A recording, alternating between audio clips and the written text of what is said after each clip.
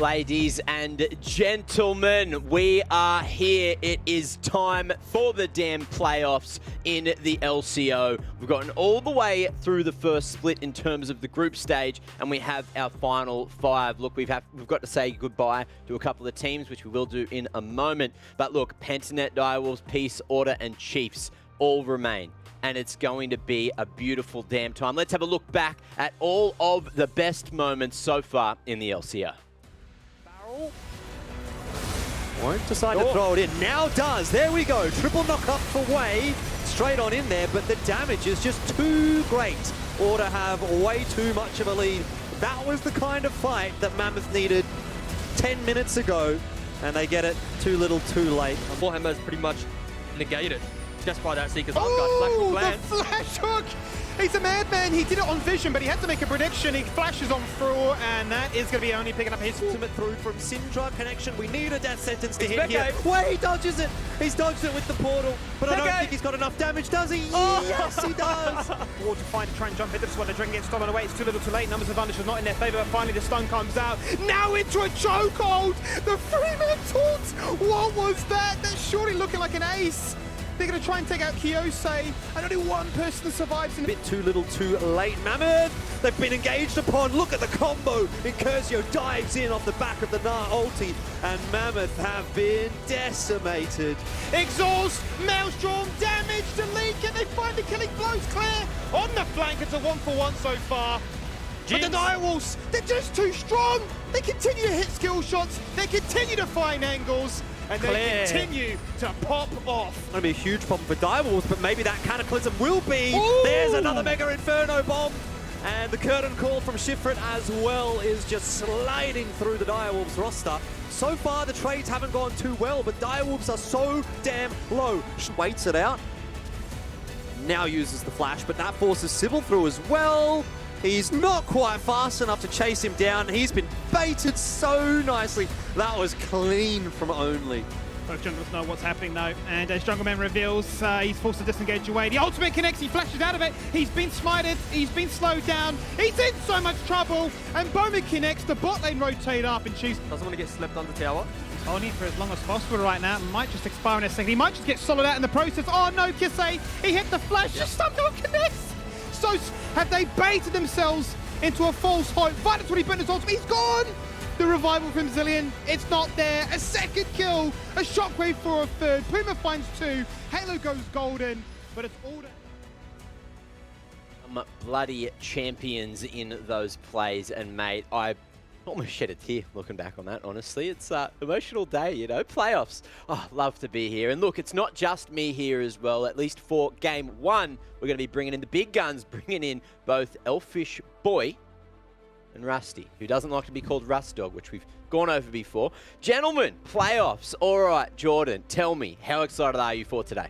I'm 11 out of 10 excited, Mac. Probably not as excited as you, but to be fair, I don't know that anyone can be, really. I feel like you're just a ball of energy at all times, so I can't really beat you for that one, but I am keen. I'm looking forward to this one. Obviously, best of 5s coming out today. We've got some good matchups. Peace versus Direwolves is, I feel like, a good rivalry that's really starting to develop between these two teams, and it's going to be put to bed today, so that's a big one to start things off. What about you, Rusty? How you feeling this fine bloody Tuesday? Yeah, good. I mean, it's been a bit of a whirlwind, really, when you think about it, right? Only 5 weeks of regular season and we're straight into the playoffs, but, you know, definitely excited to watch this game. I'm no longer the producer, spectator, and host of the show, Mac. I'm back to just being a regular caster. Kind of say, thank God, because that was way too much effort. How was that on Saturday, by the way? You know, how'd that go? You know, tell the viewers in case they missed it quickly. Yeah, so I streamed on the LCO channel the tiebreaker match between Peace and Direwolves to determine second place. We didn't have anyone ready to do it, so it was just me doing it all for Ose with Skimmy, who had to endure me being a menace the whole time. Of course, it was Direwolves that did end up winning that one, but it was an exciting match between them, and I think the match was much more exciting than my spectating ability. So let's have a look at the standings now as well to see exactly where everyone sits at the end of the group stage. Now, of course, we will say goodbye quickly to Legacy, Gravitas, and Mammoth, who all put on spectacular performances, but unfortunately did not make the playoffs. Your playoff teams are Pentanet, Direwolves, Peace, Order, and the Chiefs. Now, we won't be seeing too much of Pentanet today because, you know, in that first position, it allows them to go straight into that second round of games. We'll have a look at that in a little while, though. Jordan, do you want to share your thoughts on where the standings currently sit? Yeah, I mean, I think overall, if you would have asked me after week 1 where the standings probably would have sit, I would have said I might have been a bit surprised to see Order in 4th. I would have probably favoured Chiefs there, and the same can probably be said for Direwolves in 2nd over Peace, although I understand that was a tie in theory. Direwolves do take 2nd seed by winning the tiebreaker. Overall, I think for both Order and for Direwolves, they kind of got better during the season, whereas for Peace and Chiefs, they didn't, I mean, in some instances, regressed, some instances sort of plateaued in a way. Obviously, there's still opportunities to improve on that, and today is that day for, at least in my mind, for Peace and for Chiefs to step up and show a bit more consistency than what we did get overall in the regular season. Now, Rusty, do you want to quickly run us through what's in front of us here? You know, we've got Direwolves Peace today, which is what you guys are going to be casting, and then we've got Order and Chiefs later on. And then the winner is going to be going to play Pentanet. So is it even a good thing to win that first round for Direwolves or Peace? Because you got to go versus Pentanet straight away. Yeah, I mean, it's a good thing because you get a second chance no matter what, right? Going up against Peace, earning that spot means you get to go to the round 3 lower bracket anyway, which means a single best of 5 away from getting into the finals. So, I mean, yes, it's obviously going to be a tough bracket to run through. Direwolves or Peace, the winners have to go up against the Titans in PGG. But you've also got the hungry teams on the bottom side of this bracket, Mac. Order and Chiefs will be playing later today, trying to keep the run, make the miracle run, you might say, being in the lower bracket from the first round. Yes, if Order can make the Order-esque run all the way through that lower bracket to the finals. They have done it before. Let's see if this new roster can do it again. I guess we'll see. And look, what are they playing for? Of course, it is the mid-season invitational. So the winner, of course, is going to go overseas and play against all of the best competition in the world and try to show what Oceania has in store and what it can offer to the world, which I'm hoping, you know, if it's one of these teams, they're going to do a very good job and do us proud over there, you know, so respect I hope so it. too. Yes. When you That's, say one of these teams, by the way, what do you mean? One of the ones playing today or one of the ones that are in the bracket? Because it does have to be one of the ones in the bracket. Yes. Okay. I just didn't want to say any specific ones. You know, I didn't want to So you didn't want to single any say team out. Pentanet, you know, the best team in the country, the best team in the region. Yep. Should potentially win playoffs and go to MSI. You didn't want to put that out there. You don't want to. I didn't give want any to say that, early predictions or anything, Mac. but you've said it. I have said it. Maybe we're all thinking it. Anyway, let's move forward. We got a show to run. We got a game to get to as well. So, quickly, let's chat about how good Pentanet are. They have it was almost undefeated for the season. They did lose to Gravitas quickly there last week because Gravitas played out of their mind. It was absolutely insane. MSI, it's on the horizon. And look, we're going to be talking key picks as well. So this time, we're looking at mid, of course. So, Rusty, do you want to tell us why these are the key picks for mid? So at the moment, while we do cycle back to mid lane in terms of picks and priority, not a lot has changed in the role since basically the start of the split.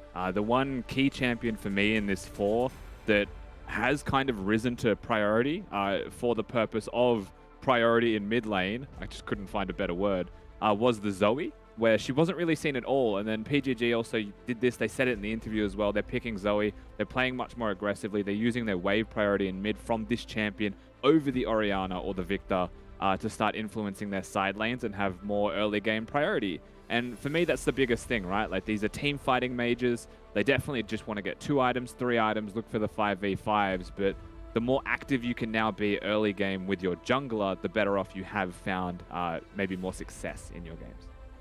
So, you know, going into match 1 of the day, do you see any of these 4 certainly being picked, Jordan? Yes, there's probably a pretty good chance. Let me take a look back and see what we've got. The picks data that I have been able to break down for myself. Yep. Yeah, I mean, Zoe's definitely a possibility. Someone like Shock definitely liking to pick Zoe a lot at the moment. We do see Syndra a little bit coming through from Halo, although he seems to have a little bit of a more open map, champion pool, I should say. Orianna, definitely a possibility to come out there from Halo as well. So yeah, look, I think those are going to be very contested. The only one that doesn't necessarily seem to be a huge one for these guys is Victor, although even that is sort of spattering through a little bit for Shock here and there. So yeah, look, I mean, it's very much a possibility. And there's a reason why they are the top picks. There's a reason these are the top teams as well. You know, it sort of seems to go hand in hand that if you're playing the top picks, you are the top team. There's a chance that you're probably playing the top picks. And you put 2 and 2 together, and then you make 4, which was the amount of champions you had on that graphic, Max. So there you go. Quick maths for you on the LCO stream. Love it. Ooh, I love quick maths. And look, producer Phil's done some quick maths as well. And that is, what is the go with Orianna? Someone please explain to me why it is the most picked mid lane champion OST, yet it has a 31% win rate. So Rusty, throwing the ball over to you. So 31% win rate. I mean, part of this, right, is that every team plays Orianna. So you do have to take into account which teams are playing the pick in the first place. Orianna is a pick that I think is probably the easiest of all of those mid lane mages as well. You start with extra resistances. So you by default are a little bit stronger. You run phase rush in your runes as well. So if someone tries to trade with you, just sprint away. And it's very hard to get Orianna wrong. But the reason that I think it's got a 30% win rate more than anything else is probably just the teams that are playing it. The better teams are exposing the Orianna's moments of weaknesses, which could be like early mana or just like dodging the ults in team fights to be able to still get those team fight victories. And often it's just because the better teams ahead come team fighting. So, you know, worst team plays Orianna, worst team loses, the stats get skewed. Well, there you go. And something else I'd like to expose is not only myself, but patch 11.6. Let's go deeper into the patch notes here because we're on a new patch today for the playoffs. And look, Rusty, I'm going to throw this back over to you. Firstly, look, I've been playing a lot of Volibear. I love him, and this is probably why.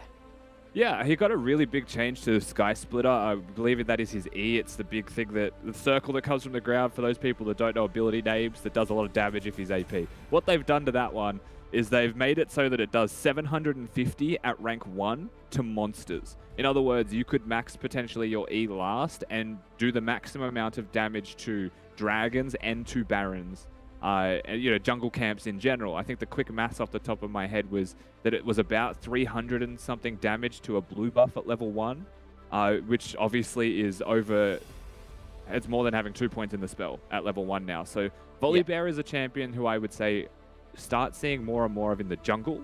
They've made it a lot easier, and of course the changes to his W, the Frenzied Mole, also proves that because you don't get halved healing when you're hitting monsters. They want him to be in the jungle with these changes, and I think they've succeeded. I think it's quite interesting, Jordan, you know, that Immortal Shield Bow, something that you like to pick up a lot as a support player, don't know why, it probably goes to show your skill level, has had this nerf. Yeah, look, I mean, I've definitely not been picking up Immortal Shield Bow on my support champions. You might have mistaken my mid-yone for the support role, Mac. I understand you don't know a whole lot about League of Legends. I mean, it is a little bit of a change, I think, for Immortal Shield Bow. I haven't really dived too deep. I haven't been playing too much Yone recently, you know, like I said, down in the support role more often than not. But it seems like it's a bit more of a shift in power rather than a direct nerf. It's, I think, putting more damage over into the Shield Bow or more crit chance or something like that, and then a little bit less damage and healing coming through from it as well. So there's a little bit of a change up more so than a direct nerf, if I'm reading things correctly. It's like a specific champion nerf. So champions like Samira, right, who get low in the fight, get extra life steal, press ultimate, and suddenly they're full health. Like, they suffer from it. But the other thing that I just wanted to quickly touch on, Mac, now the graphic is gone and we'll move on in a second, is that Verdant Barrier, Seeker's Arm Guard, they're basically half as effective right now. These items were just legitimately OP in mid lane. You build one form of resistance, especially if their mid jungle is the same damage type, you win the game. Not going to be as simple from now on. It is more important to then complete the item for the extra resistances than it is to just sit on components. So I really like this change, and I'm excited to see how it plays out come playoffs. Yeah, well, you know, that's what we've got to think about, is what the meta is going to allow us to see in playoffs. It's going to be slightly different, hopefully, to what we saw throughout the last couple of weeks. And look, you guys, we love you guys, and we want to hear from you guys at home, from the fans. If you have any content, doesn't matter what it is, it's finals, anything goes, good memes, good clips, terrible op.gg pages, please clip them, send them in at LCO, hashtag LCO, and if you want to trash talk, you know, Elfish Guy or Rusty, not sure why you'd want to, you can happily trash talk me because I'll just trash talk you back. We can maybe fight, you know, I can meet you at like Lidcombe Station or something. But look, we can go to DMs for that. But for now, send in your memes. Get it done so we can get better content on the show from you guys, because we love you guys. And look, that brings us one step closer towards the game. And boys, I need to ask you, what is your most played champion, Elfish Guy? Of all time? Of all time. Oh, I think it might actually be Thresh. It might be Thresh because, you know, I feel like when I first started playing LoL, I was playing like a lot of Janna and Sona, and like these were the kind of meta supports back in the day. But then when Thresh came out, I was pretty much just a Thresh main. And my mindset has me feeling like Thresh is a new champion, but that's just because I played before Thresh existed. And now I kind of realized Thresh is a pretty old champion. So I think it probably is Thresh. I've played a lot of Thresh in the time. I think he was released in like Season 3. So something crazy like that. So yeah, it's probably is Thresh. Lately it's been Senna, but yeah, I'd say Thresh probably, if I had to take a guess. Don't really know. Like 8 years ago, mate. Yeah, what about you, Rusty? I think my most played, like if we're going to go all the way back to where we first started, it'd be Nidalee, Gragas, or Ziggs. Okay. Because that was like, when I was younger, I was putting in thousands of games per year. Those three were my go-to. I was a pro in my defense. Not anymore, so I don't play nearly as much. Yeah, Nidalee I think would be my most played though. I have every skill on her still to this day and still play her if I have to jungle. So. Well, look, mine isn't Yi, even though you're all expecting it. It's actually probably Warwick from when I did used to play back in the day. And look, you just don't die as the man. So it's a very easy champ to learn and get into the game. But look, it's not about getting into the game. It's about what the pros play. And let's hear from the pros about what their most played champs are. Most played champion ever. When I was in high school, I was a one-trick Darius. So it has to be Darius because I know I have like 1 mil points on him. And like nothing comes close to Darius. My most played champion of all time is probably Riven. From my years as a serial carry top laner that never really won. Riven will always have like a soft spot in my heart. She's so much fun compared to the rest of the cast. My most played champion ever? I mean, that's Bard. People know me for my Bard. That's my favorite champion. Probably Kai'Sa, I think. She's very fun to play and she has a lot of uplift potential, which is why I enjoy her a lot. I think Lux, yeah. Camille. When I first played Camille, I just felt like the champion can carry and also fun to play. So I like this champion. And now he's also broken, so I play it more. Oh, it's Gangplank. That is my most played champion. He's definitely very fun. You know, you have to have a lot of skill with him for his barrels. It's very explosive gameplay. Pantheon. It's definitely, I think it's Yasuo.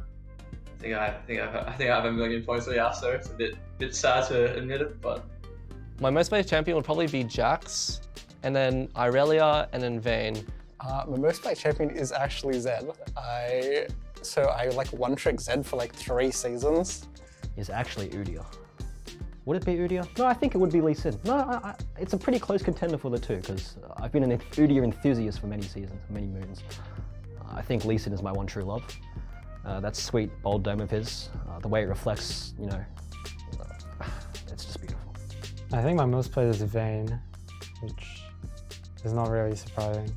Lee Sin or Master Yi, I would say, like, because I used to be like a big Master Yi one trick, but I also like played Lee Sin for a long time. I think my most played champion, just based off like mastery points on my account, is Lucian. Lee Sin. I've played, I think I almost have 1 million mastery points on Lee Sin, and I was playing Lee Sin before the mastery points even existed. It's pretty close. Like there are like 4 champions I've really spanned over the years, but it's the monk. Yeah, it's the blind monk. That's number 1. Blind monk, bold monk, depending on how you want him, seemed to be a relatively popular one there, didn't he, Lee Sin? Yeah, actually, he's my highest mastery champion as well. I was just going way back before mastery was a thing, but Lee Sin's mine as well, man. Oh, there you go. Okay, so good to see that you managed to crack open League of Legends and check really quickly. But look, let's talk about the game. Dire Wolves, let's talk them first. They have been pretty much putting everything up in lights, and we do get to see a rematch today between them and Peace. And look, yes, Dire Wolves got the one up on them the other day, but of course that was just a best of 1. We're into the best of 5, so they got to do it at least 3 times, Rusty.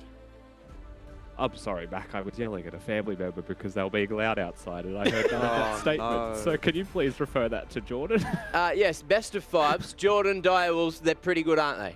Well, I mean, I guess that remains to be seen. Jury's kind of out. We haven't seen any best of five so far, but I am expecting that, yes, they will be good, Mac. And they have had a really enjoyable run through the season to watch. I've enjoyed the journey of Direwolves. I thought coming into week 1 and even going into week 2 that, you know, maybe Direwolves wasn't living up to expectations, but we have to remember they played against Pentanet, they played against Peace in their first 2 games of the split. And then there was that surprising loss against Order coming through in week 2. And that sort of seemed to sour the pot a little bit for Direwolves. But basically ever since then, the only team that they've actually lost to has been Pentanet. And that includes 2 games against Peace. So overall, head-to-head is there for Direwolves against Peace. They've been looking better and better as the split has gone on. I feel like Claire has felt a lot more comfortable in the top lane. You're starting to see the team come together as a roster as opposed to just individuals now as well. And to be honest, I think this was the team that we were expecting in week 1. It's taken them a little while to kind of get here, but now, in my mind, they're probably looking like, coming into playoffs, the second best team behind Pentanet, and that would be what I would expect to see in the grand final. Obviously, we've still got a long way to go there, so that's you know, an early prediction. But for now, I mean, I'm actually feeling pretty confident, and I've enjoyed what I've seen in the last few weeks from Direwolves, so I think they're looking pretty good. Yeah, they've been doing very good, not only in the server, but in the content department. Is that what that says on my wrist? Yes. That's not a wristwatch, that's just where I got bitten by my dog. But look, let's have a quick look at what Direwolves have cooked up this week. What's up, guys? Farmer here with the League of Legends team Week 5 recap. This week we actually played 4 games. We played against Legacy, Gravitas, Chiefs, and Peace in the tiebreaker, and we won all of them. In drafting against Legacy, you just have to know they have very specific champion pools that they always either opt into or only comfortable on. As long as you're prepared for them in Champ Select and you know which tools you can't deal with well or you just don't want to deal with on the day, you can get a winning draft against them. Also, I think their macro was a little bit off. They started objectives at the wrong time and they skipped steps in setting up sometimes, so we just were the better team on the day, but they definitely showed promise in taking it to us and making sure that we began to play into their style a little bit. Gravitas show a lot of promise. I think their players individually are quite talented. Piglet is really underrated, and Safa obviously got a big attention last week when he played that Vayne pick. Their mid laners just always got these unique champion picks. The Lux pick's pretty interesting. I think that this guy has unique champs in his pool, but it's a champ that should just get abused. In my opinion, it's not really a concern, but who knows, maybe in the future we'll just see Luxes every game. When it came down to team fights and objective control, we were just on top. We knew what we wanted every time we stepped into the river, and I think that's what made the difference on the day. Chiefs win. I think in general we were really happy with the way the game went. Obviously it can be optimized, but it was definitely our most dominant game of the week and one of our more dominant games of the split. I think Claire actually made a few mistakes in the early game, which cost him his flash and actually could have snowballed way better.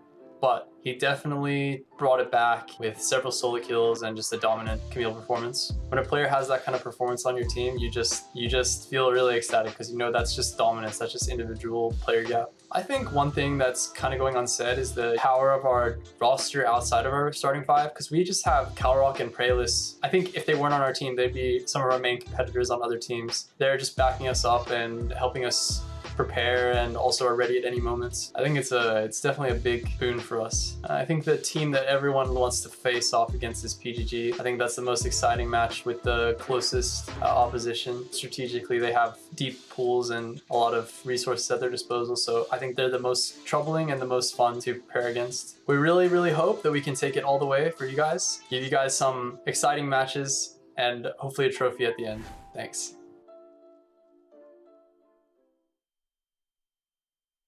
There you go. Good to hear from Farmer and his thoughts on all the other teams that Direwolves have played lately. You know, the couple of things they've got wrong, so maybe some tips for those teams to put in to their own practice and maybe fix going into Split 2, because of course he was talking about some of the teams that are no longer with us, so unfortunately they won't be able to put it into practice anytime soon. Now, speaking of practice, Peace. They've been doing a lot of it, and they are looking quite good. Rusty, I hope there's no family members yelling this time, because it's your turn to talk. My turn to talk. All right, yeah, no, Peace, I mean, when you say they've been looking quite good, I think that's only partly true. I think they've been looking fantastic at moments. There's been week, maybe 2-week periods where they've just been smashing everyone that gets in their way. But at the same time, there's been weeks and significantly large amounts of time where they've been doing the opposite. where it has felt like they've actually been struggling quite a bit to find any consistency. I think the one place that has always been consistent with this team, and it pretty much has just been true since the first day of the split, is the bottom lane being strong. Violet and Aladoric have definitely been standouts in a lot of ways. And then the games where they look exceptional and, you know, go above and beyond expectations is when the rest of the squad starts to show up and hit those big team fights. But they've been challenged a lot. When they play through the regular season, you know, even this game that was on your screen against Order, they were very challenged and pushed to the limits to even have a chance of winning this one. And they ultimately didn't. It's the type of games that they needed to win, and that's ultimately why they were also in a tiebreaker for second place recently that they lost to Direwolves. It was interesting because no one, oh, I wouldn't say no one, because I picked Order going into this game, but a lot of people thought it was just going to be easy for Peace again, that Order's inconsistency might have come back to bite them, but didn't happen. Anyway, we're here to talk Peace, and we're actually here to talk to the players sometimes too, but that's not our job, that's Nat's job. I think she's down on the sidelines. Let's bring her back in to the conversation. How you doing, Nat, on playoffs day? Haven't heard from you yet. I'm really good. I'm excited. I'm a little bit not nervous, but like I just don't know how it, how it's going to play out. I mean, we could go all the way to 5 games. We might only have 3, and I just want to watch a lot of League today. I'm addicted. Well, we've got maybe 10 maps to watch, so I guess we'll see once we do get there. But look, Natsa, you're down on the sidelines. Which playoff contendees do you have to have a chat to? I've roped in Shock and Halo to join me for this interview. Thank you both so much for joining me. You know, this is our first best of 5 for the LCO. So, Shock, what are the conversations that are happening in the Direwolf camp to, you know, keep the energy levels for potentially 5 games? I think all of us have played like long playoff games or long playoff series before, so we didn't really like chat about that specifically, but just like I think keeping calm and staying like efficient between games like makes a big difference in long series. Would you say that's similar for you guys over at Peace Halo? I think best of 5 has been a new challenge for us. I was a sub last year, so I didn't really play a full best of 5. Same with Violet. So I mean, yeah, it's an intense environment in a best of 5, so we'll try our best to remain calm throughout the series, and that's something that we have to look out for. With the split, we noticed, you know, well, we saw that you guys went 1-1 with each other, and then to go to a tiebreaker, you did lose against Direwolves. So how evenly matched do you guys think you are, and what have you taken away from your last game that you're hoping to implement this game? I think Direwolves have a lot of experience on their roster, and they have a lot of good macro decision making. Obviously, like, we have good laners, but I think mainly the decision. I think it's a hard question. I think if we bring our A game, we can win today. But it's just going to be hard in a best of 5. So I'm not underestimating Direwolves at all. I think they're a really good team, so it'll be fun. Every game is going to be a challenge. But Shock, what about you guys? You know, you seem to be an unstoppable, ever-growing force. So what, you know, weaknesses have you guys seen that you might be able to take advantage of coming into this? Well, I think obviously the advantages like we have are mainly in experience and macro, as Halo said. I think Peace is probably the most mechanically gifted roster, but I think like recent results have shown that we are the stronger team, so I am like expecting us to be favorites today. That being said, like Peace are definitely no pushover, and I think the series will be 4 or 5 games for sure. Look, that was actually going to be one of the questions I was going to ask you guys. What is going to be the game number predictions? Do you guys think it's going to be an even, like a clean sweep of 3-0, or is it going to go to a 3-2 all the way to the 5 games? If you want to start, Shock. Yeah, I think it's either going to be a 3-1 or a 3-2 to us, hopefully. I think either way, it'll go a long time. And Halo, what about you? Yeah, I mean, I respect any man that steps into that octagon, so hopefully we play out a war 5-game series and we win in the end. That's what I'm looking forward to. Oh, you guys are, that's it. You're buckled in. You're ready to go the whole 5 games. Look, I'm looking forward to it. Thank you both so much for joining me. Good luck, and I'll see you probably at the end of the 5-game marathon at this rate. Thanks. Thanks. Well, there you go. The consensus is it's going to be a damn long thriller today between Direwolves and Peace. And look, let's bring up the predictions, see what we're all thinking, and which way we have thought it's going to go. We're all Direwolves here. I think, are we all across the board Yeah, as well? I'm pretty sure everyone went Direwolves. no one went Peace. Okay, that's interesting. Which is unfortunate, you know, because I think actually during during regular season, I predicted 4 Peace in every single matchup except for the very last game that they played against Pentanet, where I predicted Pentanet. And it's almost like a sign of the times in a way. I think the fact that we've all gone for Direwolves, it's the fact that we've lost a bit of faith maybe in Peace with the inconsistency that they've had with the rough run at the end of the split that they had, and the fact that Direwolves have really looked like they've been on the improve and the incline. So I don't know. I mean, I can't speak for everyone, but that's my 2 cents on why I've gone for Direwolves over Peace. I just think they've been more consistent and they've been looking better in the last couple of weeks. I've actually noticed something. I'm not on 101-0 anymore. I don't know where my points went there. It seems like things are back to normal. So pretty disappointed with that. You know, production obviously not on their toes. I was happy to win. Now I'm not winning. And anyway, look, but it goes to, I think my thoughts on this whole setup for the series is that I don't know if Peace are going to be able to keep the mental throughout 5 games. I really hope they do, and I really hope that it's going to be a 3-2. But it's something we've seen them against even some of the worst teams in the comp, that they have to beat themselves sometimes, or they have to, you know, keep themselves stable, and sometimes we don't see that. So they're their own worst enemy, right? That's it. I want to jump in quickly. I mean, even that interview, then Halo said the one thing that they're going to have to really focus on is, like, you know, kind of resetting in between each game, like staying strong communication-wise. And I think that's more why I've gone Direwolves. It isn't so much that I think Peace are inconsistent. I just think that Direwolves have the ability, because they've done it in the past, to pace themselves for potentially 5 games. I think, you know, if Peace lose the first 2, then there's like a chance that they're just not there mentally for the 3rd one. Yeah, well, that brings us to the game. Game 1 coming up right now. Boys, take us in. It is playoffs time. Direwolves and Peace. Let's get it. Looking forward to this one. It's going to be a big game, isn't it, Rusty? Direwolves up against Peace, and we've got a flashy new overlay as well. That's how you know it's serious business time. Look at this. And my voice is still going a bit struggling, but anyway, we're getting there. Look, tell me, we didn't get to hear from you too much about the prediction there. Why have you actually gone for Direwolves over Peace today? Yeah, so I was thinking about this the other day. I think it's a 60-40 to Direwolves, and the reason for that is I think if Direwolves win a game, it could be a 3-0. Talk about game 1 specifically. I think if Direwolves win game 1, it could be a 3-0. I think if Peace win game 1, Direwolves can come back. So I saw no logical reason to go for Peace in terms of prediction. I just think that the experience and, you know, the patience and perhaps just macro ability of Direwolves would at least carry them through to more games and give them a better chance.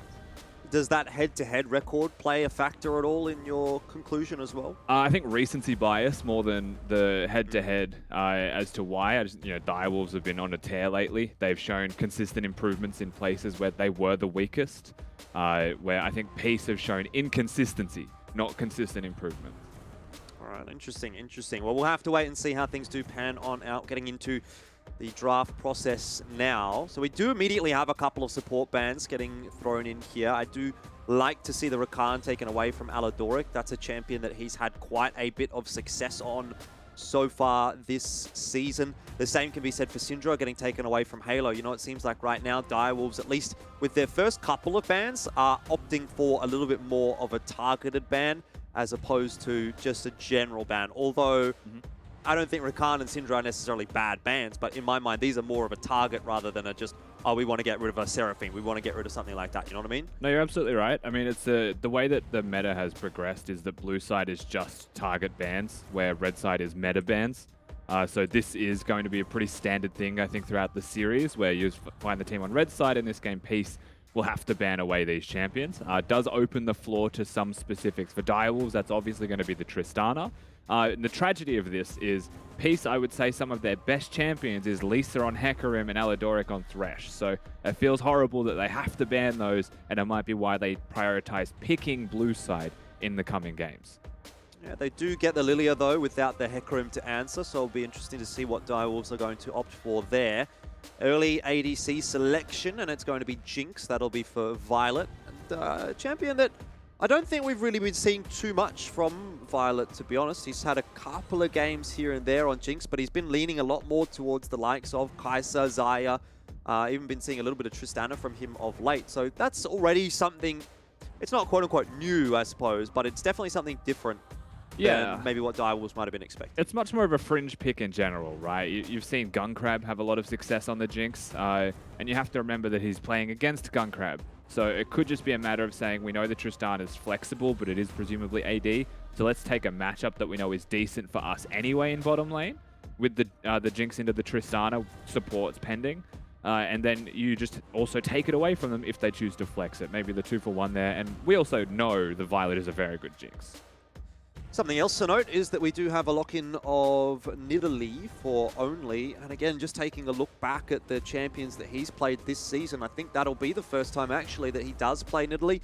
We haven't really been seeing a lot of Nidalee actually in LCO at all. I believe Why Not played her, I should say, once this split. And apart from that, I don't recall any other Nidalees. So definitely another one of those fringe selections, at least when it comes to LCO, although there is power in that champion. No questions asked. Yeah, definitely. I mean, it's something you would expect to see more and more of as junglers start to either be banned or completely left open. Nidalee does rise to fruition in terms of what she's able to actually provide, matching a lot of the current good jungle champions. This Galio that was locked in third here, by the way, could be in the support role for Aladoric, so just keep that one in mind. Halo, while he could also be the Galio, I don't think you'd want to just straight up do that blind. It's a bit how you're going, so I'd imagine that's support into the Triss Alistar lane. Yeah, big amount of mid-lane bans coming through here as well with the Victor, the Zoe. Obviously, Camille going for the top side of the map. Direwolves getting rid of that and not interested in playing against Appy's Camille, although, I mean, I feel like trying to ban Appy out is a lesson in futility because he has got one of the wider champion pools that we've seen from any of the players in the LCO so far this season. He's even gone so far as to play things like the Kennen. You know, he's got Lulu in there as well. So if we do go down that route, then we could definitely be seeing some interesting selections up in top. Another one of those sort of potential flex picks here, the Lucian, I would guess is probably leaning towards mid. I don't know about you. Maybe that could still go up into top though. I mean, yeah, it could definitely go to top, but you would expect mid lane more than anything else. The fact that it is picked fourth does lean into your opinion, though, of that it could be flexible. They're waiting to see exactly where these solo laners will be for Direwolves first. Their composition already has decent damage output. It's already got mixed damage. It's just that overall, their engage is really, I want to say, lackluster. It exists, but it's really difficult to execute. So you need to round out your comp with, and this is easier with top lane champions, first of all, something like a Gnar, you know, or an Ornn or a Sion that can just like press the button and go. Yeah, well, they've got the benefit of having a Lilia already in the jungle, so that does mean that you can have the AD mid laner, you can have the tank top laner. You won't be too concerned about having a lack of AP damage. In the end, it is actually going to be Gragas that's going to go up into the top lane. Something that I, to be honest, expected to see a little bit more of than what we actually ended up getting so far in LCO. But certainly a champion that Appy is quite used to, has played a fair bit of Gragas so far this season, and we'll see him back on that champion once again. And it's kind of what you're looking for as well, isn't it? It's that engage. You're able to start the fights with the Gragas and follow things up then with the, you know, the rest of the composition here. You also have the Lilia there as well with the flash Q. There's a possibility. So how are we thinking now after seeing the teams locked in composition-wise? Who's got the advantage? Where does the draft lean? Or even is there an advantage at this point in time? So I think the thing you have to look at, we'll start with Peace first, is that Gragas choice as their last pick is, while it can engage, it's flash reliant more often than not to be an engaged tool. Their primary source of engage seems to be a Lilia flash Q with a Galio ult following it up. So that, again, flash reliant cooldowns probably means that you'll either be getting some early ganks off and then nothing for a bit if they're ahead, or you'll be fighting around major objectives like your dragons. So they are much more telegraphed in how they would want a team fight if it ended up being front to back on the side of Peace, where Direwolves, you would say, is a very standard, strong, scaling, just regular old League of Legends composition, which, you know, I'd say has early game strengths. Renekton is really good gank setup for Nidalee, so they do have really good top fighting 2v2. Their Azir scaling is obviously going to be fantastic, and Tristana is this happy medium where she's strong early, can jump in with an Alistar and they have good 2v2s, and then of course scales nicely as the game progresses. So overall, I'd say it's comfort for Direwolves. I'd say they're pretty happy with what they've got overall as a composition as a whole as well. It's Peace that are more of the wild card, maybe harder to execute would be the best way to explain it.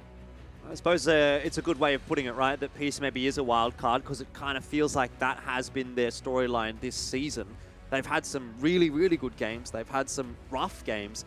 And a lot of it does sort of feel like it comes down to how the early game kind of plays out for Peace. If they can get ahead, they can really start to snowball. In a sense, they're a wild card because we don't really know which kind of Peace is going to show up today. If it's the Peace that we saw beating Direwolves in week 1, being able to have good games through the mid stages, then great. But if it's the Peace that sort of showed up in the final week of competition, was not there in that final tiebreaker as well, we may well see Direwolves take away the victory today. But it's time to find out as we head into game 1 of the playoffs in LCO. This time it's Peace up against Direwolves, 2nd seed versus 3rd seed, or a place against Pentanet further on in the bracket. Already some shenanigans afoot. Aladoric should be fine here. Yeah, just a little bit of poke. He's going to look to recall anyway, so nothing doing. And you're right, this is the upper bracket round 1, so second chance for anyone who loses this best of 5 series, so just keep that in mind. Okay, that's a bit annoying now, actually, because does he recall? Does he use his pots? In the end, he's opted to go for the early pots usage, but that does put you behind bot lane. Anyway, let's have a bit of a chat with Farmer, who is the coach of Direwolves. Want to get some insight as to how things are feeling going into this best of 5. So first of all, I guess, Farmer, how are you going? Oh, pretty good. Yeah, I'm super excited. I've played a best of 5 before, but I've never coached one, so this is really exciting for me. Well, first time for everything, I suppose. Hopefully things go well. I guess the first question then obviously pertaining around the best of 5. Has it really changed anything in your preparation or, you know, how you're feeling coming into this game? I mean, does it favor Direwolves or does it favor Peace in your opinion? Well, I was of the opinion from the start that once we get to playoffs, like, our players would really shine because they have so much collective playoff experience. They know what it takes in adapting in between games. In terms of preparation, the only major difference was that we obviously had to prepare for both sides. So the draft meeting was a little longer, but otherwise, it was just another day in the office. Okay, cool. What's changed for Direwolves over the course of this season? You know, we've sort of spoken about it on the desk a little bit. I'm not sure if you were listening in, but at least I was sort of saying it felt like Direwolves took a little while to get rolling, but once you've gotten rolling, you've looked really good. So has that just been a case of sort of finding your feet as a team together as 5 or getting comfort on certain champions, certain roles, that kind of thing? Why have you looked so much better towards the end of the season than what you did to start things off? At the start, it took us a little while to find and implement the systems that we are now using, like our macro systems, our draft systems, our philosophies around draft, and like what we're supposed to give to each player to let them excel. I think there's no change. It's more gradual, but I guess, yeah, you can say that we've changed a lot from the start, but it's been gradual. It's just been a process. We've been committing to the process, and now we're just seeing the fruits of our labor. Yep. Yeah, long-term goals paying off, I suppose. And bringing things back to this game right here, as far as the draft is concerned, what should we be looking out for? You know, not only just from yourselves, but also from Peace. What are the sort of key factors for this game in your mind? Well, I think Rusty hit the nail on the head just before I joined in, which was that our comp has a lot of ease of execution over theirs. So not only do we have an easier comp to execute, but I think we have the stronger picks in the meta. We have a comp that works well together, and we have late game insurance policies. So in my mind, we should control the game from the start. But yeah, I think that if they add some variance to the game and perhaps throw us off, that could be interesting. I guess their comp has a lot of like playmaking potential on individuals, but I much favor our comp in this draft. All right, well, I'm looking forward to finding out which way it is going to pan out. Thank you very much for your time, Farmer. Best of luck. Thank you. Cheers. And Rusty, what have you got to update me on as of the first 4.5 minutes of the game? I mean, ultimately, that was one of the most quiet early games we've had in a while here, Jordan, where realistically both junglers, Lilia and Nidalee, aren't looking to fight each other at all. They are just prioritizing their clearing. So they both get towards their level 4 full clear. They both handshake Scuttle Crabs on the opposite side of the map there was no significant farm advantage.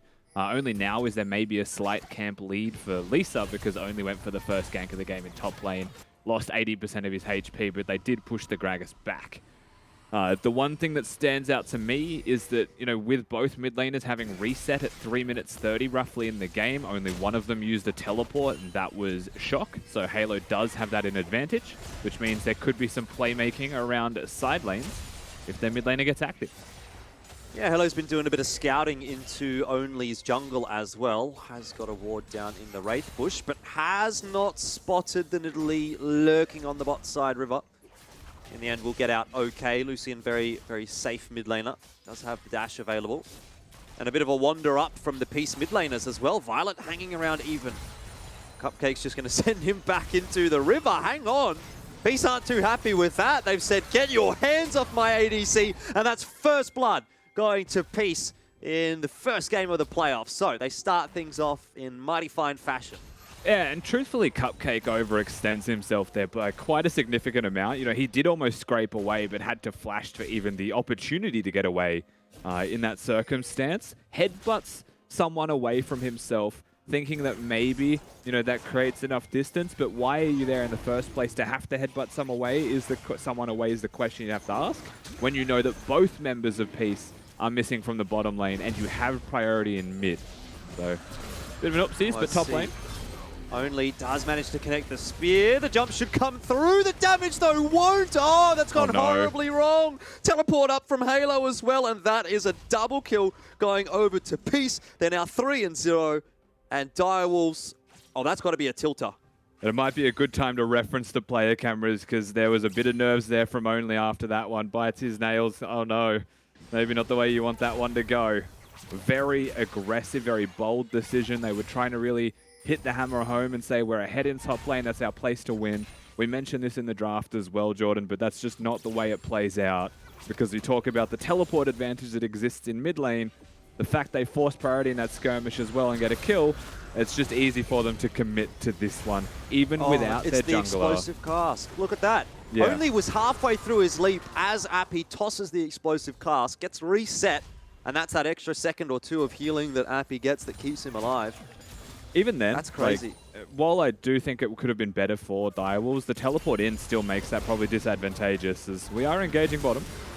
Yeah, Cupcake does not have flash available. This could be really, really rough for Direwolves if he goes down again. Luckily, we'll have the tenacity to just walk his way out of there.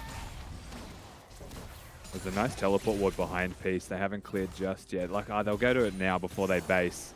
If they didn't clear that one, you know, that's heaven for Claire, the Renekton, to come back down there perhaps and look for a play. But as it stands, Peace across the board with a lot of winning overall and priority more than anything else now. You know, this Lucian free to leave lane more than once in a row, starting to seriously impact the map.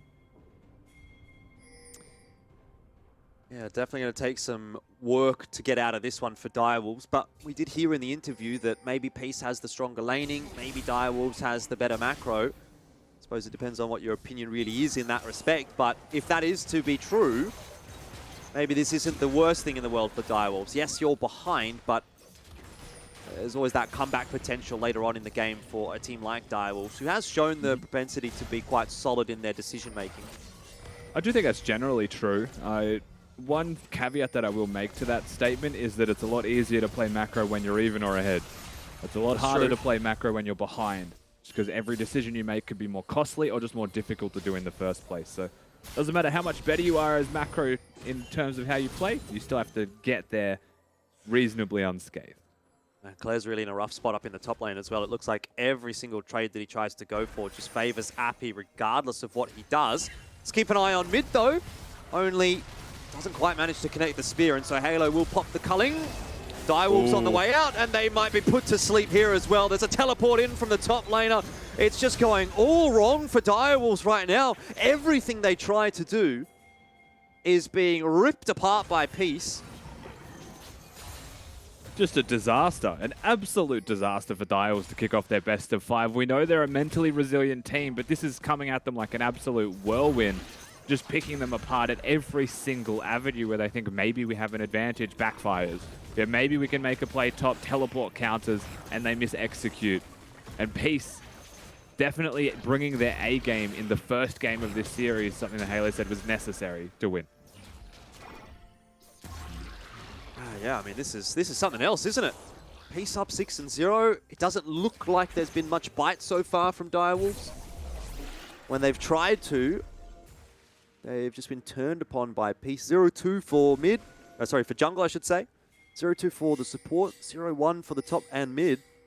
So far, it's only Guncrab that's gone without a death. He's doing a good job of just keeping himself low profile, farming up as much as possible, and I suppose that is what he's going to want to do on the Tristana. And it's not Violet that's ahead either, comparatively to Guncrab. Both AD carries are just kind of chilling. And, you know, when you look at a side of Peace, it is worth pointing out here that they have always been able to teamfight around their AD carry. A lot of their compositions revolve around getting him fed and then teamfighting, but this is not. You know, they could play around him, but they're playing around mid, they're playing around top. They're fed elsewhere on the map before the teamfight's even a consideration. So it's not just a Violet 1v9 composition anymore, it's just Peace versus Direwolves, and they're winning outright. Man, playing against Lucian mid is not fun at all, and that's why he just charges at you. Very, very low HP for Shock. Does get out of there. Barely. I mean, the Dragon is now just going to be free for the taking by Peace. They've earned it through mid lane priority and health advantages. Shock does have teleport. Will have to use that just to come back to mid lane in the first place. It's a dangerous territory for the Direwolves to tread. They won't be able to contest this Dragon, but also the next 5 to 10 minutes of this game. If Peace continues snowballing, there is really no way back into this one. They need to really start either stabilizing or make a stand and turn it around. Yeah, but how can you make a stand? It doesn't feel like Direwolves can make the proactive play at the moment. Anytime they do, they're getting punished for it. Direwolves, again, you just see it for Claire. He tries to take a trade in top. He basically does no damage to Appy, has that Bramble Vest online, and takes a ton back in response as well. Appy's looking very, very strong. Bang. Yeah, at the end of the day, top is just chilling. It does favor Appy, as you can see from all of these trades, but Claire will be fine. Just farming up pretty casually. That was also cute, I suppose. If it happened, he would have hard won a trade, no teleports, but you know, that just shows how far ahead he feels like he is, right? You can take those risky decisions. Oh, well, so here's another advantage that's probably going to lean over towards Peace. Rift Herald summon in the bot lane with only a couple of plates left. Ooh, Cupcake wants to make something happen. He knows only he's here. They know it's a 3-on-3. They've taken that risk. In the end, it works out in a sense. They don't allow Peace to grab the tower. But no kill for Direwolves. And again, just a few summoner spells. Peace the utility utilized. Shock! He missed the Emperor's Divide, or Halo dodged it either way. That's another kill in mid. Yeah, Shock was definitely on the back foot in that trade regardless. You know, tries to perhaps make an outplay in a negative situation.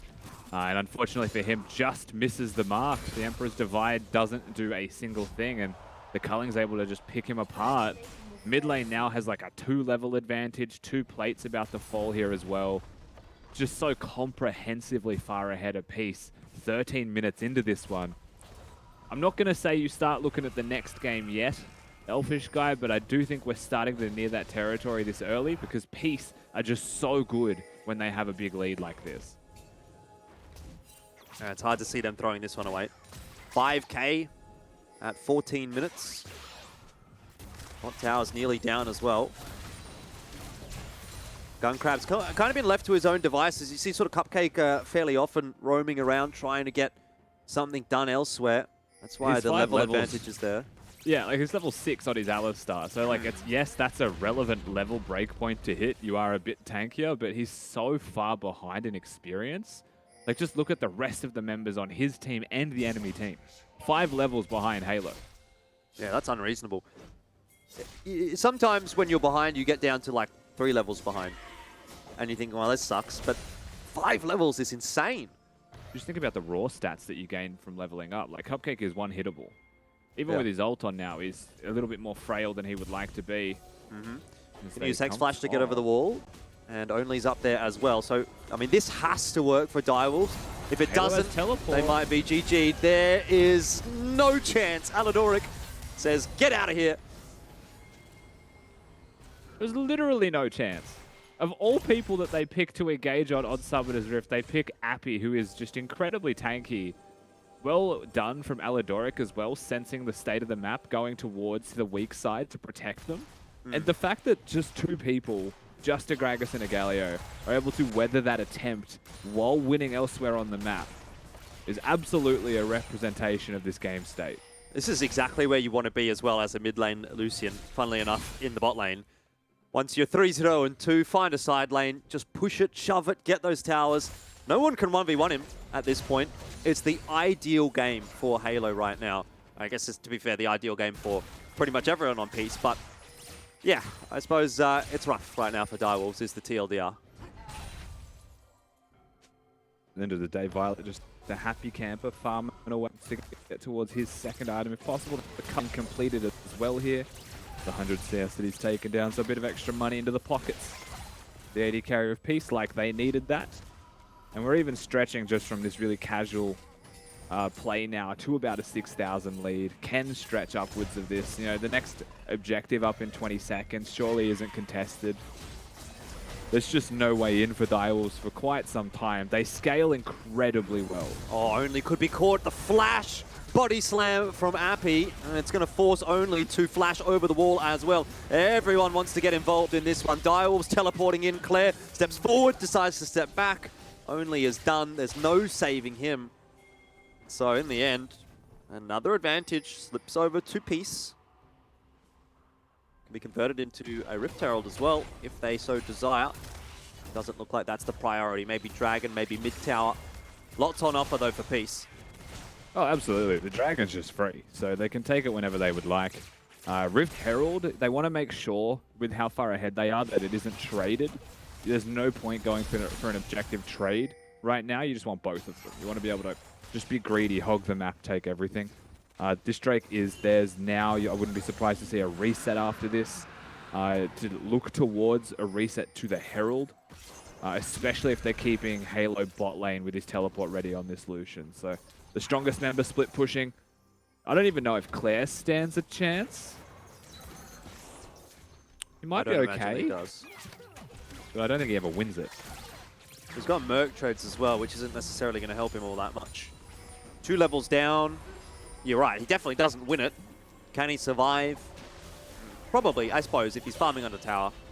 Yeah, I think Ult and Stridebreaker are enough distance to cover with your dash. Halo, though, whoa. Oh, there's the first kill for Direwolves. Unfortunately, it goes over to Cupcake. That was so a big sad. shutdown. 400 gold shutdown. Went to Cupcake. It's terrible. There was an Azir that might have been able to get it, but, you know, he's playing a dicey game to even kill the Lucian in the first place. And I believe it was just a trample that got it. So the tiniest amount of damage that Alistar can do passively over time. And Only's going to look to try and make the trade of objectives, right? So he's going to look towards the Herald because they have a kill. They have a shutdown. From Crab. He's okay.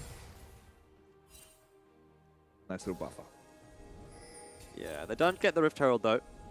Halo didn't have TP available, so there was a potential chance for Direwolves to take the 5-on-4. I mean, do they even win the 5-on-4 though, is another question. A lot of ultimates still online for Peace. So, Drew's kind of out at this point. I think they're going to look towards Halo once again. You know, he doesn't have the shutdown anymore, but here they go. Oh, they tried. Emperor's Divide didn't connect, and now it's time to absolutely book it. Luckily for Only, he had another leap available. That's a good engage from Cupcake, but unfortunately, again, no Azir ulti to follow up. It was already used. The turn is in from Peace, and the culling is ripping through Claire. Not to mention that entire creep wave. Cupcake, again, it's a pretty decent headbutt pole, but gold diff at this point is just too large, and Peace are doing way too much damage. Gunkrab also wasn't in that fight. Yeah, both AD carries weren't there, right? Violet just walks in, team fight's basically already over. Gunkrab sits in a bush and tries to play more of an assassin role there, seeing if someone disengages his direction with no health. Nothing doing in the end from both AD carries, but Direwolves try and make the play. It starts with an Azir ultimate used onto Halo. He survives and the response is there, and suddenly the fight's on. But I don't think it ever really felt like a fight that Direwolves wanted. I feel like it felt like a fight that they had to take because they were committed. Sometimes that's just the way it is. Shock will continue to just try and get as much farm as possible. Jumping that top wave in again, over and over. And for Direwolves, I guess the longer this game goes, the better, because right now they're the team that's behind and they only have more opportunities to catch up if Peace delays to finish. Yeah, they almost have to have 2 full items on Shock to have a chance in a team fight, I think. Guncrab definitely gains with experience that he's been getting solo. Level 12 is significant for the Tristana auto attack range. But he also needs probably 2 or maybe 3 items to have a chance in a team fight when so many people are building armor already on the enemy team. It's a matter of, can we make it to 30 minutes with a fighting chance if you're a Direwolves fan? Or can you just continue to snowball and close this out if you're a Peace fan with Baron on the cards? It's possible, and with a Cloud Soul in a minute, I don't know if Direwolves can contest that soon. Maybe not. Maybe not. But maybe they don't have to. Maybe they can afford to give the Cloud Soul to Peace. Continue to play the long game. Try to go for an Elder Steel. Turn the game around. Nothing's over until it's over, and right now it looks pretty over, but the game hasn't finished yet. Lisar's looking for some orbs to connect onto the Direwolves players, but won't find any. Cupcake will need to be careful, especially with Moby Boots. If you get hit by one little tickle of damage, all of a sudden you're walking very slowly indeed. Quite easy to catch. Absolutely. Direwolves are standing here, though, so the attempt is being made to at least try and get some vision control around the area. It's clear that they're saying we don't want to give it for free, and they're not prioritizing Baron vision while sacrificing the Drake. Aladoric, I think, is hunting here with Appy, but yeah, pushing him away. Just zoning, just playing still for the dragon. That's what matters. Did pop the Shirelias there, so won't be available for the dragon fight. Not that it should be needed. You've got Flash available for both Appy and Lisar, so engage tools all over the place. Cupcake is in the thick of things, trying his best to survive. Has the ultimate on, but he's still squishy as can be. And right now, Only's been put to sleep. And the rest of Direwolves is about to be, it seems like, as well. Halo charging forward, chasing Shock. Won't quite catch up, but the rest of the team has dealt with everyone bar Only until Appy slams him into the ground with his big belly. It's just an easy game here for the rest of this one. If you're Peace, a fantastic team fight. They play on their terms. They set up their vision control. They force Direwolves around the rift to respond to them. And now they're able to just walk over to the Baron after 4 people go down in the team fight. Once again, Cloud Soul waiting for them whenever they would like. That's how far ahead they are in this game. We've just crested over the 10,000 gold difference mark here as well, Jordan. And Direwolves are desperately going to try and teleport in to try and stop this, it seems. It's the do or die moment. Teleports are there for Peace as well. Appy's obviously already back. Halo has used his to get in toward the dragon. So it really won't amount to a whole lot for Direwolves. Yeah.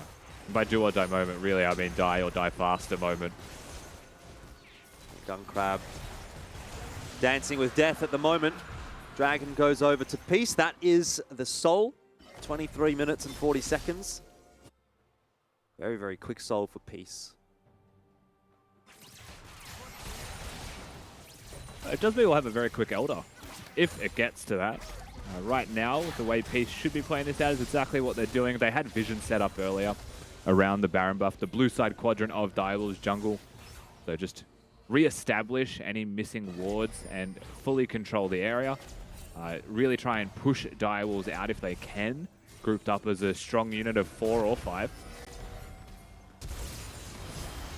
There's an engage attempt from Aladoric. Only does go golden for a moment and will survive as a result. There is a traded Sonya as well.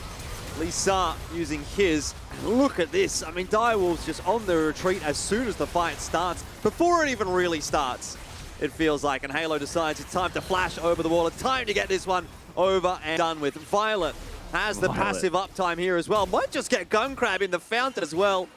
Won't have such a luxury because Gun Crab does use the flash to deny that. But 18-1, Rusty. We might well see the end of the game right here. And if that is not a statement, then I don't know what is. I mean, that's an outstanding start to a best-of-5 series. Peace coming in as the 3rd seed. They have lost a lot of games to Direwolves recently, but this did not look like the same team as we've seen before. Direwolves are going to try, but I don't think they have a chance. Oh, they've only got Gun Crab and Cupcake up at the moment. Only still 4 seconds away. Claire just respawns now, but it's too late. The Nexus is down, and the Gauntlet has been thrown down by Peace as well. That is them saying, come at us, Direwolves. 18-1, and such an incredible... I mean, I don't even really know what to say about that. That's like a 14k gold lead, 25-minute game. Where was that piece in the final week? Where was that piece in the tiebreaker? Exactly, yeah. I mean, that was a whole new beast. Peace looked fantastic. They never looked in doubt. Any move, any decision that Direwolves made, they were bested in. Their lane priority and mid lane in particular was fantastic. It was a completely different piece to one that we've seen in a significant amount of time. And like you called it a statement, that's absolutely right. Just remember that this is a statement in the first game of a best-of-5. We're not best-of-1s anymore. And you want to talk about momentum building, that's everything for Peace. All right, Mac, let us know your opinion as well. You know, you're a pretty smart man. You've got everything in that big head of yours. What do you think about this first game, Direwolves and Peace? I don't know, man. Sometimes you're like, you know, nothing about League of Legends. Then sometimes you're like, oh, you got a big brain, Mac. Look, oh, I did say big head. Anyway. But anyway. I thought, well, Specifics. big head, big brain. It's essentially the same thing, right? Anyway, look, great game, all things considered. I think there was a point that I noticed. You mentioned you had Shock teleport back to lane really early just to make sure you had the lane prio, made sure nothing was going wrong. But that left Halo open to the TP, and I think in one of these replays we might see it as well, where you do have that TP up from Halo to help out top lane, and then it turns into a 2 kills for Peace. And from that point, it just kept on going south. You know, it looked like the Direwolves maybe thinking they had a bit of tempo when they didn't at certain points, which led to a little bit of feeding here and there. And then once Peace knew they had the power spike, they were just so far ahead that they just wanted to win every single team fight. And well, they did. So game 1 goes to them, and I couldn't have asked for more. Very entertaining and a great way to start things off here for Peace. Absolutely. The fact that it goes Peace's way in the first game, I think, is very exciting for us as viewers and fans of this best of, right? Because we've all predicted Direwolves. We've all probably expected Direwolves to start with a win. We all expect maybe the experience and calmness of that squad to shine through, but you know, the wild card, as we called them, of Peace just coming in and absolutely slaughtering them. It's the perfect way to kick this best of 5 off. It was interesting because, like, when you're looking at the player cams, also shout out to the player cams, able to see the tilt and the enjoyment both at the same time. You know, And you the had banners. Only, who certainly wasn't enjoying himself visually there in the player cams, but then at the end, you could see Violet. I swear I've never seen this man smile, and he had a big damn smile just plopped on his face. So you can see that the mental in both camps is quite different today, and I wonder if that'll continue going forward into game 2. It's going to have to, isn't it? I suppose for Direwolves, there's a lot of recovering to do. They get something like 10 minutes from game to game, I believe, is the turnaround. So it's not a whole lot of time to mentally reset, but you know, maybe you can take 5 minutes away from the PC. Maybe you can keep that another 5 minutes sort of allocated to, okay, guys, what are we going to do? Let's get in the comms with the coach. Let's see what Farmer has to update us on. End of the day, I think you can look back on that game and say, okay, that was really bad execution. You know, it wasn't so much a draft gap. It wasn't so much, you know, a macro decision-making gap or anything like that. We haven't necessarily been, quote-unquote, outplayed in the long game. It's just we made bad decisions early game. We got picked off early a couple times. There was a failed 2v1 tower dive in the top lane.